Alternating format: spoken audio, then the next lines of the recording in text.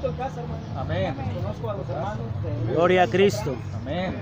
Entonces, les amo, hermano. Igualmente. Mucho, hermano. Estaremos muy bien. Busque 2 de Samuel, capítulo 6.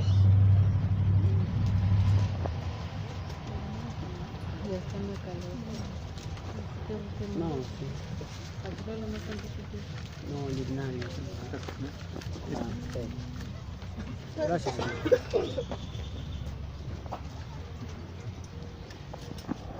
2 de Samuel, capítulo 6, versículo 11 y 12. Dice así: y estuvo el arca de Jehová en casa de Obed-edom, geteo, 3 meses, y bendijo Jehová a Obed-edom y a toda su casa. Y fue dado aviso al rey David diciendo: Jehová ha bendecido la casa de Obed-edom y todo lo que tiene, a causa del arca de Dios. Entonces David fue y trajo el arca de Dios de casa de Obed-edom a la ciudad de David con alegría. Bueno, este texto nos habla de el arca. ¿Sabe? Para comenzar, la Biblia no cuestiona, hermanos, la existencia de Dios. Dios existe. Amén. Amén. Aunque algunos digan que no, pues qué importa lo que digan los hombres. Podemos ver la creación de Dios. Amén. Hemos visto su obra. Y sabe, en la Biblia encontramos no solamente su existencia, encontramos su deseo. Y desde un principio, Dios tuvo el deseo de habitar entre los hombres. Y ese deseo, Él quiso, hermanos, Él quiso mostrarlo a través de la historia de diferentes maneras. Podemos ver que Él tuvo tratos con algunos hombres desde el comienzo. Por ejemplo, Noé, tuvo tratos con Noé. Más adelante leemos que tuvo tratos con Abraham. Pero en el tiempo de Moisés es cuando Dios le muestra en el monte un tabernáculo en el cielo y le dice: vas a hacer, o sea, conforme a lo que viste en la tierra. ¿Cuál era el propósito? Dios quería morar con el hombre en la tierra. Y este tabernáculo fue hecho con la intención de que Dios habitara en medio de su pueblo. Amén. Ahora sabemos que todo esto era una sombra de lo porvenir, Amén. porque pues esto es en figura, pero era la manera en que Dios podía habitar allí. Ahora el texto que leímos habla del arca y se puede mencionar de diferentes maneras: el arca de Dios, como dice aquí, el arca de Jehová, el arca del pacto, el arca del testimonio. Está hablando de el mismo objeto, Amén. porque es una caja de madera Así es. cubierta de oro. Esta caja fue colocada en el lugar santísimo. Nadie podía entrar a ese lugar excepto el sacerdote con la sangre cada año.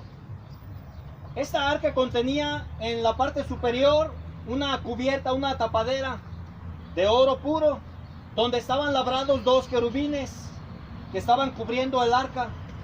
Bueno, desde allí Dios podía hablar con Moisés cara a cara. Entonces podemos ver que Dios habitaba en medio de su pueblo. Esta era la forma en que Dios, hermanos, quería habitar. Ahora Él estableció y dispuso las condiciones para que esto se llevara a cabo. Pero el arca, hermanos, aunque era una caja de madera cubierta de oro, lo que le daba valor era lo que representaba. El arca representa la presencia de Dios. Amén. Así es. Cuando el arca estaba entre Israel, podemos ver que incluso dice que iba delante de ellos cuando Dios estaba buscando lugar para darle reposo. Fue Josué el que introdujo el arca en la tierra prometida. Y estuvo en un lugar llamado Silo hasta el tiempo del sacerdote Eli. Y sabe, hermanos, para ese entonces, pues Israel acudía vez tras vez cada año para ofrecer los sacrificios. Pero vemos que cuando habitó Dios entre ellos, la bendición, hermanos, estuvo condicionada a su obediencia. En el desierto leemos que en varias ocasiones salió el ejército a pelear. En una en particular salió a pelear contra los madianitas, 12,000 hombres de los hijos de Israel, y ninguno murió. O sea, Dios protegía a Israel. Dios guardaba a Israel cuando él estaba en obediencia. Pero leemos esto mismo en este texto que leí. Dice que Dios bendijo la casa de Obed-Edom. Y fue algo extraordinario que en 3 meses se pudo ver la bendición. La bendición estaba condicionada a la obediencia. No es lo que vemos tiempo atrás, cuando Israel estaba en pecado. Los 2 hijos de Eli, Ofni y Fines, que vivían en pecado y menospreciaban los sacrificios de Jehová. Ellos, cuando Israel pierde la batalla delante de los filisteos, ellos piensan, bueno, y si traemos el arca, Dios vendrá al campo y Él peleará por nosotros. Pero error, hermanos. O sea, Dios no está de acuerdo con el pecado. Amén. Y Dios estaba planeando ya la muerte de estos 2 hombres. Y esto sucedió para que ellos 2 cayeran en un mismo día. Esto fue profetizado, dice que los hijos de Elí iban a morir en la edad varonil. Y sabe, cuando el arca fue llevada al campamento, todo Israel, el campo de Israel gritó, hasta la tierra tembló, porque decían que Dios había venido al campo. Los filisteos, cuando escuchan el griterío, tienen temor, porque dicen, nunca ha sucedido esto desde antes. Decían, ha venido Dios al campamento. Dice, estos son los dioses que hicieron estragos en la tierra de Egipto. Dice, ¿qué vamos a hacer? Dijeron, vamos a ponernos fuertes y firmes. Dice, vamos a pelear contra ellos. Quizás tendremos la victoria. Y ¿saben? Sucedió lo que tenía que suceder. Israel cayó en la batalla y los filisteos tomaron el arca y la llevaron a su tierra. El arca de Dios fue tomada, hermanos. Cuando el sacerdote Eli escucha la noticia, lo que más le pesó fue que el arca había sido hurtada.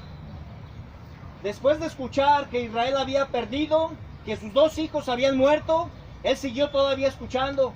Pero cuando escuchó esta noticia, él cayó para atrás y dice que murió. Era un hombre muy pesado. Aunque era ya viejo, era muy pesado. Pero ¿qué sucedió entre los filisteos? El arca duró 7 meses en este lugar. Pero la mano de Dios se agravó en este lugar. Pues estamos hablando de la presencia de Dios. Un pueblo idólatra, un pueblo que tenía otras costumbres. Dios no está de acuerdo con el pecado. Amén. Ellos colocan el arca en el templo de su dios Dagón. ¿Qué sucedió? A la mañana siguiente, Dagón estaba postrado frente al arca. Lo levantan, lo ponen en su lugar. Al siguiente día está otra vez Dagón, pero ya el tronco había quedado en el umbral. Se había desmembrado. Ellos dicen, llévense el arca de aquí porque el Dios de los israelitas es duro contra nuestro Dios Dagón. Ahora sabemos que era un ídolo, era el ídolo de los filisteos. Lo llevan a una ciudad y Dios agrava la situación en este lugar. ¿Por qué? Porque empieza a haber una plaga de almorranas o hemorroides sobre todos y plaga de ratones. O sea, Dios, hermanos, estaba hiriendo a este pueblo. Lo llevan a otra ciudad y sucede lo mismo. Pensaron quizás es casualidad, pero donde lo llevaban volvía a suceder lo mismo y muchos estaban muriendo. Y el clamor de la ciudad de los filisteos, dice, subía al cielo. Cuando quieren llevarla a otro lugar, ellos dicen, o sea, ¿por qué me quieres matar a mí y a mi pueblo? Consultan a sus adivinos, a sus grandes, y dicen, devuélvanla. Devuélvanla, pero tienen que pagar una expiación. Entonces, hacen de oro la forma de las almorranas, y la forma de los ratones que había sido en todos los lugares en el cual había estado el arca, y la devuelven a la tierra de Israel. ¿Sabe? Una vez que está en la tierra de Israel, error, porque llega a Bet-Semes, donde hay una roca muy grande. Los israelitas llegan, hablan a los levitas, sacrifican las vacas, y el carro con el que habían traído el arca se prende en fuego y los ofrecen allí. Pero los de Bet-Semes cometieron un error, cosa que había sido mandado desde antes. No podían ver en el arca. Nadie puede ver el arca de Dios, por eso estaba en el lugar santísimo. Amén. Incluso cuando el templo o el tabernáculo se desmantelaba para llevarlo a otro lugar en el desierto, el arca era cubierta con las cortinas y llevada por los levitas. No podían verla. Pues saben, los de Bet-Semes sufrieron el estrago de una mortandad, pues en este lugar murieron más de 50,000 hombres. 50,000, 70 hombres murieron entre los israelitas. ¿Por qué? Dice, porque miraron en el arca de Jehová. Ellos pecaron, hermanos. ¿Sabe? La llevan a otro lugar, en la casa de Abinadab, y ahí está un promedio de 20 años. Y Israel lamentaba en pos de Jehová, dice, ahí no sucedió nada. Y todo el tiempo del reinado de Saúl, dice que no hicieron caso de ella. Estuvo en este lugar. ¿Hasta cuándo? Hasta que David ocupó el reino. Y él quiso tener la presencia de Dios, el arca de Dios, en un lugar que él había preparado en Jerusalén. Para ese entonces, uno de los hijos de Abinadab, que llevaba el arca, por no llevarla conforme al mandamiento, porque se formaron un carro con animales, dice que los animales se desmandaban y estaban dando sacudidas. Este hombre Usa, al ver que quizás el arca iba a ladear y caer, él se hace por tocarla, y al tocarla muere, hermanos. Así es. O sea, Dios mató a este hombre Usa por tocar el arca, y dice por aquella temeridad. Entonces, a raíz de esto, David tiene temor de Dios, y él dice, ¿cómo vendrá a mí el arca? Tuvo miedo, porque, ¿sabe? Dios es un Dios santo, hermano. Amén. Él no acepta estas cosas. Pues es llevada a esta casa de Obed-Edom, y Dios bendice. David se da cuenta que hay bendición en su casa, que Dios ya no está molesto, y la lleva. Pero todo esto sucedió, dice, a causa del arca de Dios. Pues leemos que cuando Dios, hermanos, habita entre ellos, la bendición estaba condicionada. Y pienso, cuando, incluso desde antes, hermanos, aún en el tiempo de Moisés, todo Israel hubiera muerto, si no es porque Dios mismo dice, saca el arca del real. Porque si yo estoy en medio de ellos, e Israel peca, y se va a ver una mortandad y todos van a morir. No podemos pasar por alto, hermanos, que Dios, o sea, Dios es santo. Amén. Amén. Y su presencia, o sea, no solamente es sinónimo de bendición, sino de maldición también. Amén. Si tú eres obediente, tendrás la bendición. Si eres neutral, quizás suceda como en la casa de Abinadab, no va a pasar nada. Pero si no estás en paz con Dios, no sé, hermanos, lo que puede suceder. Ahora 3 meses se me hace muy poco tiempo, pero para Dios no es imposible. Él mismo dice, mío es el oro, mía es la plata. Lo vemos en el caso de José cuando estuvo en Egipto. Allí estaba Dios para guardarlo. ¿Sabe? Él prosperaba.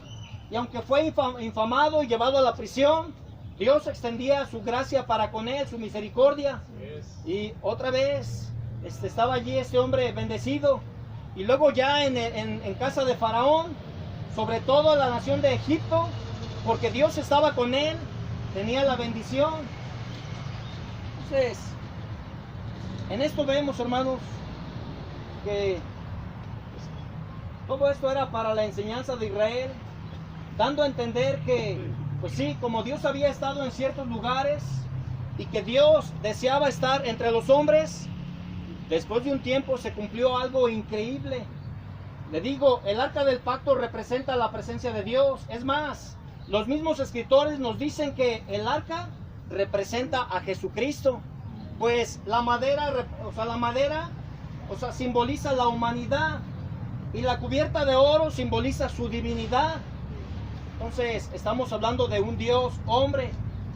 Esta promesa se cumplió cuando vino Jesucristo. Mire, vea lo que dice en el libro de Mateo. Mateo capítulo 1. Ahora algunos han dicho, ¿dónde está el arca? En realidad ahorita no sabemos dónde está el arca. Algunos, aunque creen saberlo, no sé, hermanos, como es una reliquia, un objeto de mucho valor para los israelitas, posiblemente hasta habría guerras. Algunos dicen que el arca está en Etiopía, pero se sabe que la reina de Seba, cuando fue a Israel en el tiempo de Salomón, dicen que llevaron una copia del arca y es la que están resguardando, pero no es la original. Algunos piensan que este hombre Hitler la encontró y la destruyó. No es otra teoría, son teorías. En el libro de Apocalipsis capítulo 11 se nos dice al final que el arca de Dios fue vista en el cielo.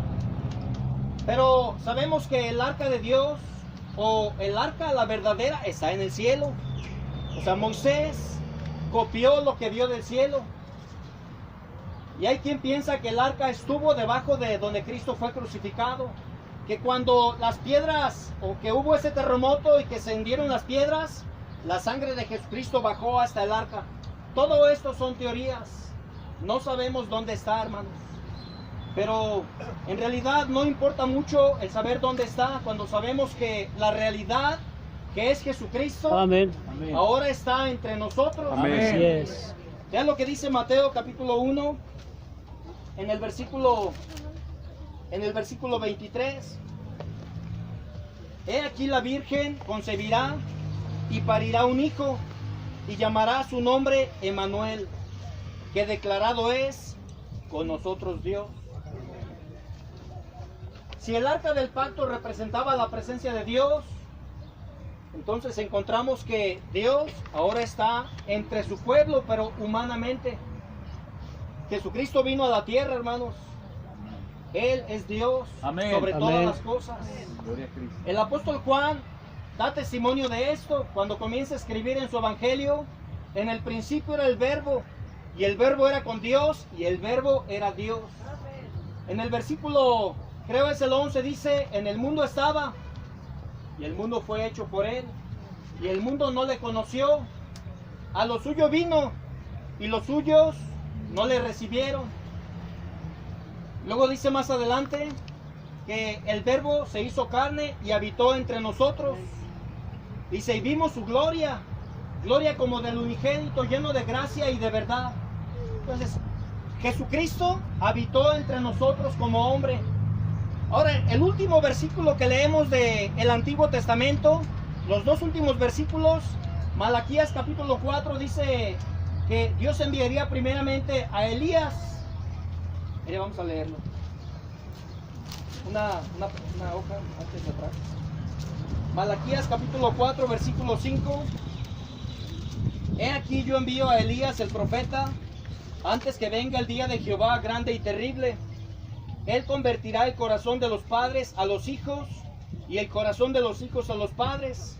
No sea que yo venga y con destrucción hiera la tierra. Israel, que es el pueblo de Dios, debía estar preparado para la llegada de su Mesías, o de este Emmanuel. Debía estar preparado. Por esto el valor, por esto es que el hombre había recibido el espíritu y la virtud de Elías. ¿Para qué?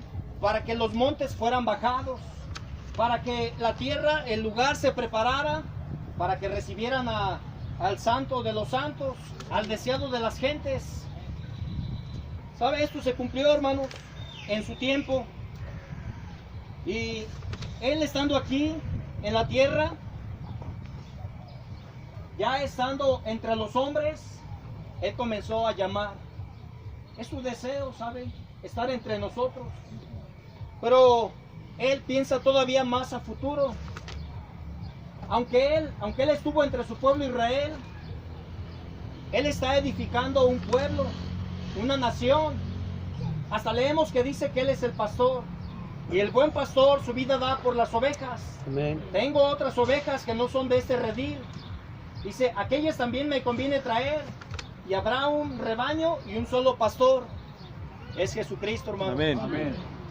Pero Él está adquiriendo un pueblo. Y podemos leerlo. Mire, hay muchos textos en el Nuevo Testamento para la gloria de su nombre. Él está tomando gente. Pues es increíble, miren, nosotros venimos de diferentes partes de la ciudad. Esto indica que en León hay mucho pueblo para su nombre. Amén. Así Como es. Dios le dijo Gloria a Cristo. a este Pablo en la ciudad de Corinto, y se sigue predicando, no calles, porque yo en esta ciudad tengo mucho pueblo. Bueno, hay mucho pueblo en todo el mundo. Dios está enviando hombres a predicar el evangelio, y estos hombres son llamados, están siendo llamados. ¿Qué dice Jesucristo? Mis ovejas oyen mi voz, y yo las conozco y me siguen, y yo les doy vida eterna, Gloria a y Cristo. no perecerán para siempre, ni nadie las arrebatará de mi mano. Amén. Amén. Dios Aleluya. está construyendo un edificio espiritual. Y saben, no es casualidad que el evangelio haya llegado a tu casa, a tu trabajo.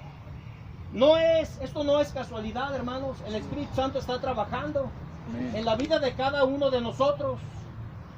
Y podemos ver que el destino nuestro, como casa de Dios, como este edificio santo, pues tiene un futuro agradable para nosotros. Sí. Amén. Pues dice en Filipenses, mas nuestra vivienda es en los cielos, Amén.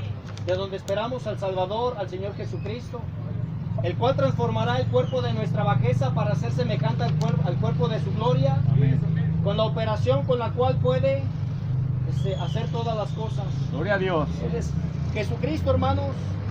Él, en su deseo, quiere habitar en medio de un pueblo. Ahora, Dios no ha cambiado. El hecho de que estamos debajo de otra dispensación, no estamos bajo la dispensación de la ley, estamos bajo la dispensación de la gracia. Amén. Esto no significa que podemos hacer lo que hicieron aquellos y salir libres. Pablo nos dice en la carta a los Corintios, no tentemos a Cristo como aquellos le tentaron y perecieron por el destructor. El pecado es pecado. Amén. En el Antiguo Testamento y en el Nuevo Testamento. Aunque estamos bajo la gracia, no debemos minimizarla, porque la gracia no es licencia para pecar, hermanos. Así es. Así Mire, es. es una bendición. Es una bendición para nosotros la persona de Jesucristo. Pero en ninguna manera Él nos ha dado esta permisión de vivir como queremos. Mire, tengo algunos versículos, los voy a mencionar de memoria. 1 Corintios capítulo 5 se nos habla de un hombre que cometió incesto. ¿Qué tuvo que hacer la iglesia? Separar a este hombre, una excomunión. ¿Por qué? Pablo dice, el tal se ha entregado a Satanás para muerte de la carne, porque el espíritu sea salvo en el día del Señor Jesús. ¿Qué es la razón que Dios, como en el Antiguo Testamento, en lugar de ser bendición para algunas personas, todavía hasta la fecha, es un castigo? 1 Corintios 11 nos dice, para aquellos que celebran la cena del Señor y la hacen en desorden, Él dice que por eso en la iglesia hay muchos enfermos y debilitados entre nosotros, y muchos duermen. Así es. Dice que si fuéramos juzgados, que si nos examinásemos a nosotros mismos, cierto no seríamos juzgados, mas siendo juzgados, somos castigados del Señor, para que no seamos condenados con el mundo. Así es. Entonces, no piense que el hecho de que estamos bajo la gracia de Dios y que Jesucristo está edificando un pueblo, tenga que ver liviandad entre nosotros. Así es. No, hermanos, tenga cuidado, porque o sea, Dios, nuestro Dios es un fuego consumidor. Amén. Dios es el mismo ayer, hoy y siempre. El hermano hablaba de la santidad, sí. Cada uno de nosotros estamos llamados a vivir en santidad. Amén. Ahora, ¿cuándo recibiremos esta promesa? Porque Jesús no está entre nosotros. Él vino hace 2000 años aproximadamente y Él habitó entre los hombres. Él vino como un cordero y Él fue sacrificado. ¿Sabe? Él es el que pagó por cada uno de los que ahora conformamos su pueblo. Amén. Pero ahora no está presente. Lo que ha hecho Él es darnos la prenda del Espíritu Santo, que es las arras de nuestra herencia. Nosotros como creyentes tenemos asegurada la herencia en los cielos. Amén. Gracias a que Jesucristo, después de partir, Él dijo, voy a enviarles un consolador para que no estén huérfanos. Dice, Él estará con ustedes para siempre. Gloria a Dios. Bueno, mire, ahora nosotros esperamos la resurrección del cuerpo, Amén. porque vamos a morar con Jesucristo cara a cara. Esto se va a cumplir, hermano. Amén. Amén. Porque desde un inicio es el deseo de Dios. Así es. Dios quiere habitar en medio de su pueblo. Y aunque Dios lo hizo en la nación de Israel, vemos que por causa del pecado, Dios tuvo que apartarse, o sea, separarse del medio. Pues Dios dispuso las condiciones ¿para qué? Para que eternamente moremos con Él. Pero vemos que no se ha cumplido todavía. Pues al que se le dio la promesa a Abraham, si recuerdas un pasaje en Génesis capítulo 14, Dios le dijo a Abraham, después de separarse de Lot, su sobrino, dice, ve la tierra, dice, todo alrededor, dice, todo esto lo voy a dar a ti y a tu simiente, todo esto será tuyo. Pero en Hebreos capítulo 11 leemos que Abraham no recibió las promesas, ni tampoco Isaac, ni Jacob, que son herederos de la misma promesa, no la heredaron. Y en un texto, en el libro de los Evangelios, se nos habla de los saduceos. Ellos no creían en la resurrección. Se presentan y dan un argumento. Cada religión tiene sus argumentos. Cada líder, cada persona puede forjar sus propios argumentos para debatir la enseñanza de la Biblia. Pero la palabra de Dios, hermanos, permanece. En esta ocasión los saduceos decían, no creemos en la resurrección de los cuerpos. Y ellos dicen, había un hombre que se casó con una mujer. Tenía unos hermanos. Y en la ley de Moisés se mandaba que si el hombre moría sin haber tenido hijos, su hermano más inmediato debía tomar la mujer. Bueno, había 7 hermanos. Todos la tuvieron. Al final también la mujer murió. En la resurrección, dicen ellos, en mofa o en burla, dicen, a ver pues, si hay resurrección, cuando despierten, ¿de quién va a ser mujer? Y Cristo lo reprende, hermanos, pero hay una declaración que Jesús hace, hablando de la promesa a estos hombres.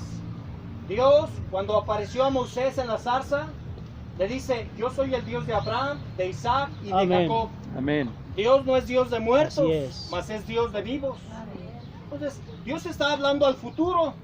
Hay una resurrección del cuerpo. Todos, hermanos, vamos a resucitar de entre los muertos. Gloria a Dios. Quizás no lleguemos a ese tiempo. Posiblemente el Señor venga antes, pero posiblemente estemos un día en el sepulcro. Pero se va a cumplir. Al menos la única propiedad que fue de su posesión de Abraham fue la que él compró para la sepultura de su esposa en la tierra de Mamre, en Macpela, donde ahí sepultó a Sara, su mujer. Así es. Pero vea lo que dice en Hebreos capítulo 11, porque la promesa todavía está vigente. Amén. Hebreos capítulo 11, y es en lo que nos gozamos, hermanos. Amén. Dios no ha acabado. Dice Filipenses que el que comenzó en nosotros la buena obra, Él la va a perfeccionar hasta el día de Jesucristo. El deseo de Dios es que va a habitar en medio de su pueblo. ¿Y qué dice Hebreos? Gloria a Cristo. Hebreos capítulo 11, versículo 13. Conforme a la fe murieron todos estos, sin haber recibido las promesas, sino mirándolas de lejos y creyéndolas y saludándolas y confesando que eran peregrinos y advenedizos sobre la tierra. Porque los que esto dicen claramente dan a entender que buscan una patria, que si se acordaran de aquella de donde salieron, cierto tenían tiempo para volverse, empero deseaban la mejor, es a saber, la celestial. Así es. Por lo cual Dios no se avergüenza de llamarse Dios de ellos, porque les había aparejado ciudad. Y este es nuestro destino, hermanos. Quizás un día vamos a morir como murieron ellos, seremos llevados al polvo, pero la promesa es que estos mismos cuerpos, no otros cuerpos, o sea, la promesa es resurrección, no reencarnación. La promesa es que Dios, aún del mismo polvo de la tierra, va a regenerar otra vez nuestros cuerpos y estaremos delante de Dios. Aunque a algunos les parece increíble que esto pueda ser así, pues Dios es el Todopoderoso. Amén. Para Dios nada hay imposible. Hasta se lo dijo Abraham, ¿hay alguna cosa difícil para Dios? No la hay, hermanos. Entonces podemos ver el por qué no debemos conformarnos con este mundo. O sea, el por qué no debemos acomodarnos a este mundo. Porque tenemos grandes y preciosísimas promesas en la persona de Jesucristo. ¿Sabe? Él es el cumplimiento de las promesas. Amén. Y todo esto se va a llevar a cabo. No va a caer a tierra ninguna de sus palabras. No se desanime, hermano. Mire, a veces el cristiano se cansa. Pues llegamos a pensar incluso como aquellos que dicen, pues los tiempos siguen igual, sigue saliendo el sol, viene la luna y los tiempos no cambian. Pero es por la palabra de Dios. Todo tiene su tiempo. En un profeta del Antiguo Testamento dice, aunque se tardare, espéralo, que sin duda vendrá. Y esto es a lo que Dios se está refiriendo cuando dice que Él habitaría en medio de su pueblo. Dios va a prepararnos. O sea, Dios, por eso es que nos va a levantar de entre los muertos en perfección, sin corrupción e inmortales. Porque la voluntad de Dios no era vivir un tiempo nada más con nosotros, sino toda la eternidad. Vean lo que dice en Apocalipsis capítulo 21.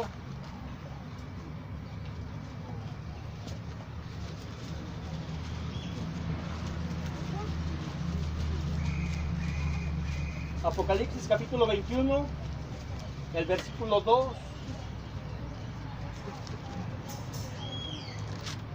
Dice, yo Juan vi la santa ciudad nueva, dice Jerusalén nueva, que descendía del cielo de Dios, dispuesta como una esposa ataviada para su marido, y oí una gran voz del cielo que decía, he aquí el tabernáculo de Dios con los hombres, y morará con ellos, y ellos serán su pueblo, y el mismo Dios será su Dios con ellos. ¿Sabe? Quizás esto es de fe. La Escritura dice que andamos por fe y no por vista. Amén. Pero son palabras de Dios, son fieles y verdaderas, hermanos. Amén. Mire, estamos aquí ahora y Dios nos ha dejado para anunciar estas cosas. Lo que estamos viviendo ahorita es solamente la antesala a la eternidad. Seguramente aquí algunos no son salvos, no apenas están escuchando o están conociendo.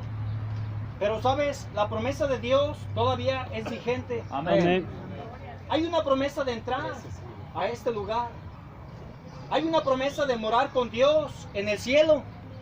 Y no todos lo tendrán. Jesucristo lo dijo en Juan capítulo 5. Habrá una resurrección de justos para vida eterna. Y habrá una resurrección de injustos para condenación. Es verdad. Así es. ¿De cuáles eres? O sea, ¿cuál es tu esperanza? Si tú no sabes a dónde vas después de morir, Jesucristo lo dice, es porque todavía estás en tinieblas. Así es. ¿Cuál es el destino de un pecador? Si tú no vas a estar en la presencia de Dios, morando con Él, entonces estarás lejos de la presencia de Dios para siempre. La condenación es eterna. Así es. Nadie saldrá de ese lugar. Será un tormento eterno, Así día es. y noche para siempre jamás. Entonces, ¿sabe? El Evangelio trata este asunto. Es la buena nueva de salvación. Dios vino a libertarnos del pecado y de la Amén. muerte. Amén. Ahora, ¿qué es la muerte? La separación. Así es. O sea, Dios no quiere que tú vivas separado de Él, tu Creador. Dios quiere que vivas con Él. Amén. Pero sabe, para esto vino Jesucristo. Así como el primer Adán rompió la relación que había entre Dios y el hombre, y Dios dispuso a través de las edades, las condiciones para que el hombre entendiera que Dios deseaba estar con él, ahora Jesucristo se nos ha presentado. Tú tienes ahora la oportunidad de ser cercano. Amén. Aunque estás lejos, puedes ser cercano. Amén. Por eso escuchamos promesas como: de cierto os digo, el que oye mi palabra y cree el que me ha enviado tiene vida eterna, y no vendrá a condenación, mas pasó de muerte a vida. Amén. Amén. ¿Sabe? Hay una promesa de Dios, una promesa de su presencia. ¿Y sabes qué es lo que significa su presencia? Su presencia es sin falta de ningún bien. El hombre que murió sin Cristo, Lucas capítulo 16, ese hombre, aunque era rico, muy rico, y hacía banquetes cada día con esplendidez, cuando le llegó la muerte, dice que en el infierno abrió sus ojos, estando en los tormentos. ¿Sabe? Esta vida es solamente la antesala. Así es. Los beneficios que tú tienes ahorita, si mueres sin Jesucristo, los vas a perder. Es verdad. Lo que tienes te será quitado. Pero si crees en Jesucristo, no solamente serás salvo, Amén. serás heredero y coheredero juntamente con Cristo. Amén. Amén. Es la promesa, hermanos. Y esto es por gracia. Amén. Yo quiero dar gracias a Dios. ¿Sabe? Esto no es casualidad. Ya pasaron cerca de 2000 años que este evangelio se ha anunciado. El evangelio llegó a mi vida, donde yo trabajaba. Y gracias a Dios que obró en mi vida, hermanos. Entendemos que esto es por gracia. Dios Amén. está llamando, Dios está salvando. Y espero que tú tengas también esta bendición. Amén. Amén. Un día estaremos con el Señor para siempre. Así es. Viviremos con Él Amén. y obtendremos los grandes beneficios que es ser hijo de Dios. Amén. Amén. Gloria a Cristo.